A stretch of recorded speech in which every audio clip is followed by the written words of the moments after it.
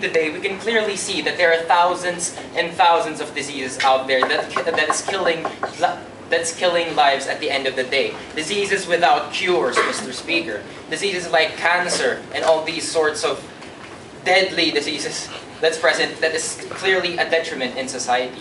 The first speaker comes up here and gives us a few arguments, saying that there's going to be a conflict of interest because these companies want money at the end of the day, compromising the quality of these medicines. My first question is that in medical ethics, there are standards. Even if you're a private company, Mr. Speaker, you still have to abide by these standards set by the FDA and the World Health Organization and bodies like that, Mr. Speaker. Therefore, even if you have like bad research at the end of the day, like your medicine fails, then basically it won't go through the phases of drug testing, meaning it won't reach the public, meaning people will not be harmed by these medicines. Please sit down. And then secondly, he goes out that he accepts the fact that medicine does in fact take time. Like he states that it takes 9.7 years.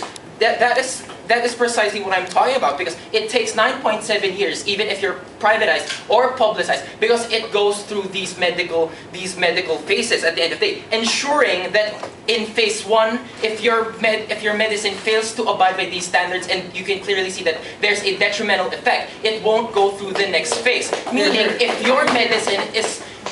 your medicine is bad at the end of the day, then basically it is not allowed by law for you to sell it to the public. And then he argues about massive funding. We concede on the opposition side that medicine does in fact require funding, but what they're proposing to us at the end of the day actually impedes the forwarding of these medical researches at the end of the day. Because we characterize, Mr. Speaker, that companies like Pfizer, Wyeth, and these big companies are in fact really rich. A large portion of their money goes through the doctors just so that they can advertise these medicines at the end of the day.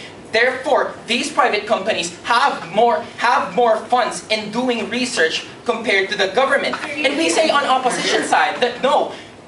We say on opposition side that we have no problem against the government giving funds to these private companies. But what we're saying is that their side is very detrimental because it is limiting the avenues that we clearly need at the end of the day to forward and cure these diseases. And now moving on to the clash, Mr. Speaker, the choices of these companies cannot be curtailed because at the end of the day, it impedes health, Mr. Speaker. Because accommodating these private researches creates a surplus of avenues to forward these health. Like I said earlier, there are standards by which these private institutions must abide. Because in medical ethics, you need to improve the quality of life and extend life at the end of the day. In status quo, wherein if a terminally ill patient with cancer comes up to you and asks the doctor what other options are there, the doctor answers chemotherapy. But at the end of the day, the patient will still die. And moving on to my first constructive on why prohibiting these fundings are harmful, because basically it impedes to the cures to the diseases in status quo. Because if we allow these private institutions to fund their research alongside the government's research, then basically a lot more people are doing research that's abiding to these standards that is set by these organizations. What does that mean? I mean, we can all agree that two heads are better than one, meaning we can get to that ending point wherein we have a healthier society faster. We can cure these diseases and offer more alternatives to get rid of their diseases faster. Because in status quo, more than 50% of these innovative drugs are provided by privatized institutions' research. Like case in example, Herceptin, Mr. Speaker. It is already an accepted cure in breast cancer, wherein it eliminates and smallens the tumors present in the breast. That was clearly made and innovated by a private institution. What problems did they face? Because these private companies have a name. They need to sell these drugs, therefore they are risking their name at the end of the day. So therefore their companies will in fact make sure that these medicines are up to quality, Mr. Speaker.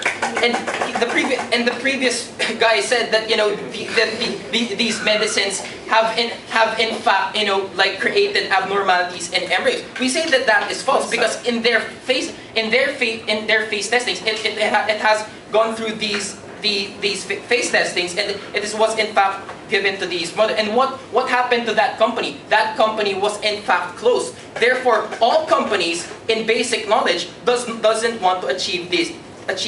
And before I move on, are there any points? Yes, sir. By definition, we told you how the research and development of the particular company is not going to be prohibited. The drug approval process should be independent. What do you respond to that? The drug approval will never be privatized.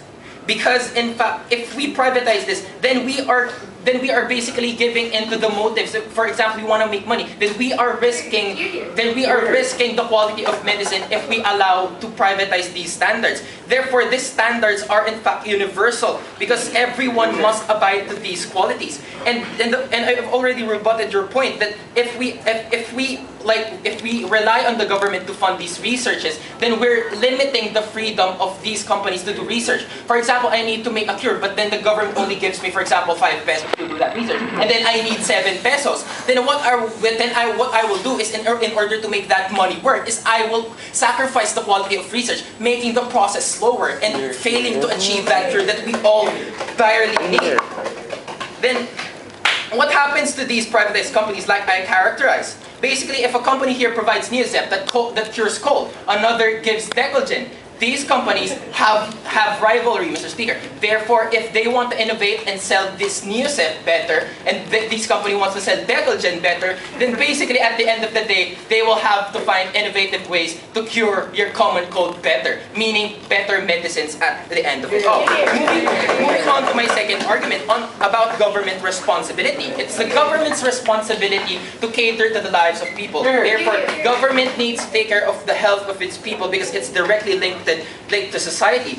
Laws and like seatbelt rights are there to cater to take care of the people's lives. So therefore, if it is in fact considered that that's the government responsibility, then the government's responsibility is in fact the job of the government to find a better avenue to cure these diseases faster, when we can clearly see that a lot of lives are being sacrificed at the end of it all. And with that, opposition begs to